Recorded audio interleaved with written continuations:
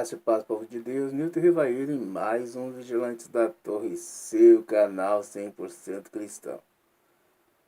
Eu continuo a agradecer a todos os novos inscritos que estão chegando e se unindo à família Vigilantes.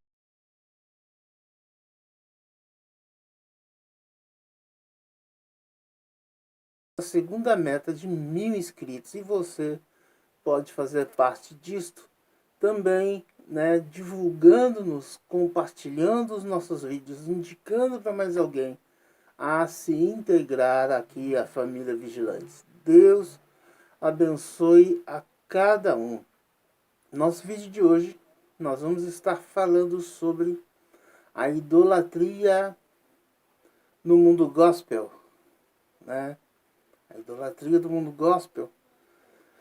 E dentro desta idolatria do mundo gospel, nós recomendamos também aí o nosso vídeo que é a crendices, na igreja, que é praticamente o mesmo assunto. Então, vou deixar aí no card, aí você entra aí e dá uma confere aí logo após de nos assistir. Muito que bem, meus irmãos.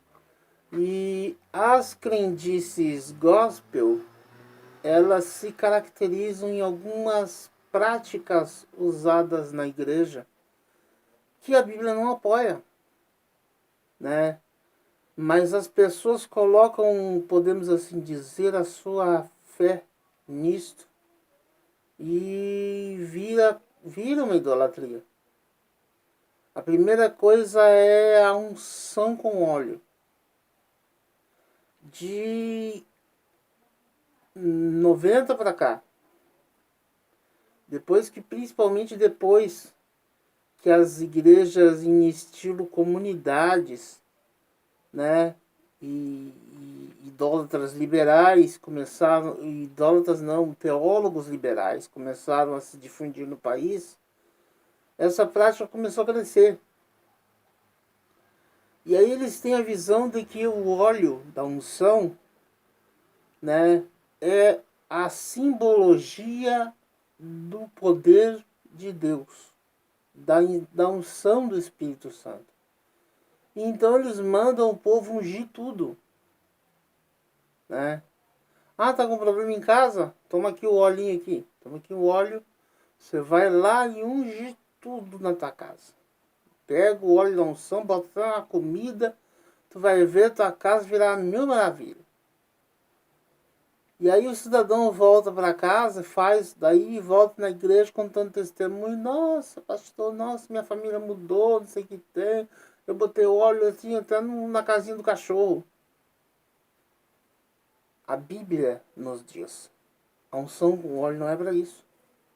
A unção com óleo, ela é para orar pelos enfermos, instituído por Jesus Cristo. Marcos capítulo 6 e versículo de número 13. Na primeira grande comissão, quando Jesus manda seus discípulos de 2 a 2, de lugar em lugar, pregando o evangelho, o texto nos diz que eles ungiam os enfermos e oravam por eles, e os enfermos eram curados. Ou seja, eles cumpriam a ordenança que o Senhor Jesus lhes deu. Então eles pegavam o óleo, ungiam o doente, diziam ao doente, em nome de Jesus, ser curado. E o doente era curado instantaneamente. Essa doutrina se perpetuou na organização da igreja. E nós vemos ela de novo lá citada em Tiago capítulo 5, versículo de número 14. Tiago instruindo aos irmãos da dispersão, dizendo a eles o seguinte: está alguém enfermo? Chame os presbíteros, e eles farão oração com óleo, vão ungir o doente, e ele vai sarar. E se tiver cometido algum pecado, ele será perdoado. Então, existem alguns critérios para se realizar a unção. Primeiro critério, tem que ser um ancião da igreja, um presbítero, um pastor, né? Alguém de relevância, alguém dentro do ministério, para ungir pessoas que estejam enfermas e orar por elas, de acordo com a direção bíblica. Não é todo mundo e nem qualquer um que vai sair por aí pegando o olhinho e ungindo tudo e todos. E esta idolatria gospel ocorre nos nossos dias porque se vende esta, podemos assim dizer, esta ação divina enlatada para as pessoas. Né? Você não precisa mudar de vida. Você não precisa se converter. Você não precisa, né, abandonar os teus pecados, desde que você pegue o óleozinho com o pastor da igreja e unja a tua casa, unja os teus negócios, unja o teu estabelecimento. E aí então Deus vai ensinar embaixo e dizer, a partir de agora, porque ele ungiu, eu vou fazer alguma coisa em prol da casa dele. E não é assim que a coisa funciona, acordem. Não é assim. A Bíblia nos mostra que não é assim. E aí nós vemos essas coisas acontecerem inúmeras vezes. Eu já vi crente ungindo até endemoniado para expulsar demônio. E a Bíblia nos fala que para o endemoniado a gente repreende-o em nome do Senhor Jesus Cristo. Assim como Paulo fez lá em Filipos, com aquela menina que com o espírito de adivinho falava ali, divulgando, esses são os homens que vieram da parte de Deus nos ensinar o caminho da salvação. Ela estava falando a verdade? Estava. Mas a promoção vinha do diabo. Então Paulo olha para ela e diz, sai dela, espírito imundo, em nome de Jesus. E o espírito vai embora. Então é assim que é repreendido espíritos contrários. Seja repreendido em nome do Senhor Jesus Cristo. Agora, o que muitas das vezes acontece é, né, tá passando por algum problema espiritual, pega o óleozinho e vai ungir. Não adianta se agarrar no óleozinho. Mas para mim deu certo. Paliativamente. É como o remédio placebo para quem acredita que tem, no caso, uma enfermidade. E na realidade não tem. O que eles fazem? Eles dão remédio placebo. Então, temos esse ponto, né? O óleo com a unção com óleo. A unção com óleo é para os enfermos somente. Quem faz esta unção com óleo? O presbítero, o pastor, para cima. Presbítero, pastor ou missionário comissionado. Não quem simplesmente agarra o título de missionário só porque anda por aí bandoleiriando de igreja em igreja. Não é assim que a coisa funciona. Então, vamos ter ciência disso. Né? Mas eu sou diácono. A função do diácono não é essa. A função do diácono não é sair ungindo. A função do diácono nem é usar óleo de unção. Ele só pode usar óleo de unção depois que ele for consagrado a presbítero. Aí sim. Então nós precisamos atentar essas coisas. Né? A segunda idolatria do mundo gospel. Uso da imagem da Arca da Aliança. Meus irmãos, o que era a Arca da Aliança? Era a representatividade, né? A representação de um crente. Um crente cheio do Espírito Santo. Mas como assim, irmão Evair? Sim. Uma caixa de madeira, revestida de ouro por fora, que dentro dela tinha um vidro do maná, tinha as placas dos 10 mandamentos e tinha a vara de Arão que floresceu. Esses 3 símbolos representavam o quê? Né? O alimento gerado pelo Espírito Santo cotidianamente que não mofa, gerado pela graça. A palavra de Deus, os mandamentos, e a vara, a fé, a certeza daquilo que não se vê, mas se espera alcançar. Então, o que estava acontecendo ali, meus irmãos? Essa era uma representatividade. Depois que ela se perdeu, Deus fala pela boca de Jeremias, capítulo 3, versículo 16. Não se mencionaria mais depois que o povo voltasse, que o povo se juntasse, que fosse numeroso conforme a sua promessa, Não se mencionaria mais sobre a arca, e nem tampouco se faria outra. Essa era a determinação de Deus. E aí nós vemos crentes querendo voltar ao tempo da lei, fazendo ali réplicas da arca, e arca douradinha, e botando na igreja, no altar.